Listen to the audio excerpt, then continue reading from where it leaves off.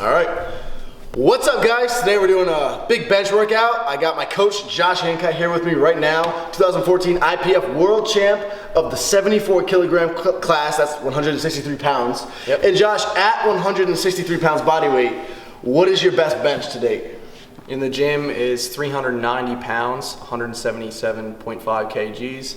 And in a meet, a month ago, I did 171.5 kilos, which is 378 pounds. And that was in an IPF meet. So almost 380 pounds competition bench. Yep. And a 390 pause bench in the gym. Yeah. At 160 pounds body weight. Yeah. That's insane. So you can see why I am excited to have him here with me benching today. So today we're doing something a little bit different. We're doing a feet up bench press. We're gonna get into that in a second. But to begin the workout, Josh, you're having us work up to a heavy single. Not to be confused with maxing out or hitting a PR. Just simply a heavy single. Basically as heavy as we can get while still keeping the form nice and clean. Why are we doing that? So basically for powerlifting, obviously you're doing 1 rep maxes in a meet. So one thing I like to implement in training is doing a single before working sets, because then that way you're practicing getting heavier weight in your hands. Not too heavy to the point where you're having form breakdown, but you're getting used to building up that, that weight in your hands. You're getting used to it. Right. All right, and then also it kind of, you said earlier that it kind of sets the bar for where your strength's at that day, and you can base your working sets around it. So if you go in 3 places feeling heavier than usual, maybe you don't do quite as much weight for your working sets, or if you're feeling really strong, maybe you up it a little bit. Yeah, totally. So you just basically adjust accordingly to how you feel on that given day, and the single beforehand normally helps a lot with determining that. Awesome. So this is an example of why it doesn't have to be a PR or a max. Today I actually only worked up to 315. And in fact, I was really focusing while I was doing the single reps with 315, I was focusing on the technique that you taught me, trying something a little bit new, trying to really stay nice and tight in a new way that we'll get into later on in the video. But yeah, so the whole time I was doing the rep, I was really focusing on that more than actually just focusing on trying to push out the reps. So I kept it at 315. Josh worked up to 355 or 350? 350. 350, and then we threw on the slingshot for 1 quick overload rep. We just did 1 pause rep with it. Josh, you did 375, I believe. 85. 385. I'm all mixed up, yeah. And then I did, I think I just did 350 because it's what you had on the bar. Yep. Come on, Nick. Come on, Nick. Press. Easy. Oh no, I'll crush it. Confident right in the rep. Up, come on.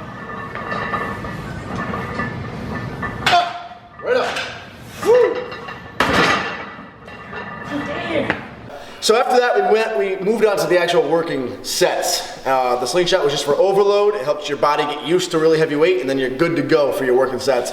And I actually did something new. I had to do feet up bench press, where you're bench pressing with your feet up. You're using no leg drive. And this basically takes away all the leg drive, forcing you to just use your upper body, your arms, your shoulders, your chest. Really build up that upper body strength. Yep. You pretty much have me do these wide. If you get used to doing that and then you go back to putting leg drive into the bench, you're gonna notice that it just feels way easier, and your bench should shoot up from it. Awesome. So just training essentially a weekend of a bench, a weekend of a movement. Exactly. So when you go do the whole thing, it's even stronger. Yeah, exactly. And another thing is to that I get people doing is to mix up your grips. Yep. I saw that you started with a regular grip. Yep. And then you went to feet up wide grip. You didn't do the exact same workout as me. No. And then you went to close grip. So you hit middle, wide, and close. I did everything, yeah, basically. So basically strengthen up all angles, making yourself really well-rounded, right? exactly.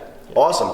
And for the feet up bench press, you recommended that I do touch and go. And from my first time experiencing it, just as a little review of it, I kind of feel like touch and go is the only way to go for feet up bench pressing. You would have me pause at the last rep or two, which was fine. But you can definitely feel how without the leg drive, you don't really get the bar as low down in your stomach. You kind of let it land a little bit higher up in your chest than usual. Yep. And that's not optimal for pausing, obviously. And also, tell me what you think about this. I feel like with pausing, that leg drive is a major part of breaking the inertia on a pause bench. That leg drive, and then, so you don't have that leg drive, pausing's kind of... Yeah, exactly. It is definitely, to get the bar moving off your chest, leg drive helps a lot.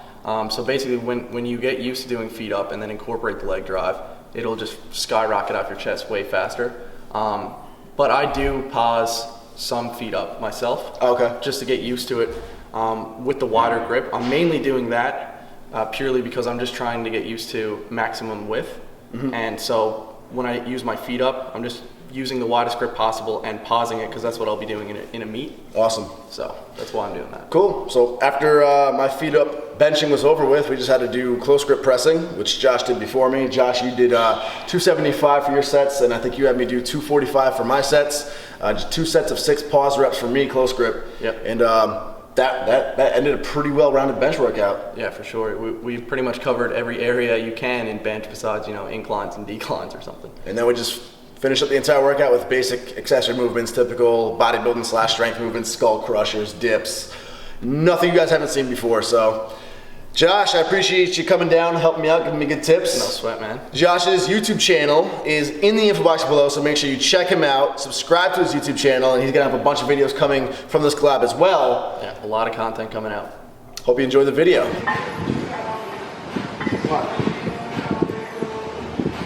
Help him out.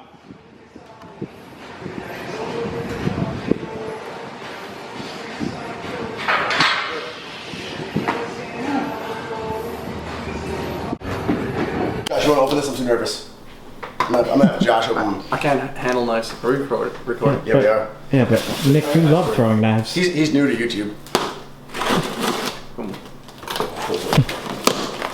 I had the world champ opening my new supplement stash. Santa Claus. Boom! Jeez, look at this.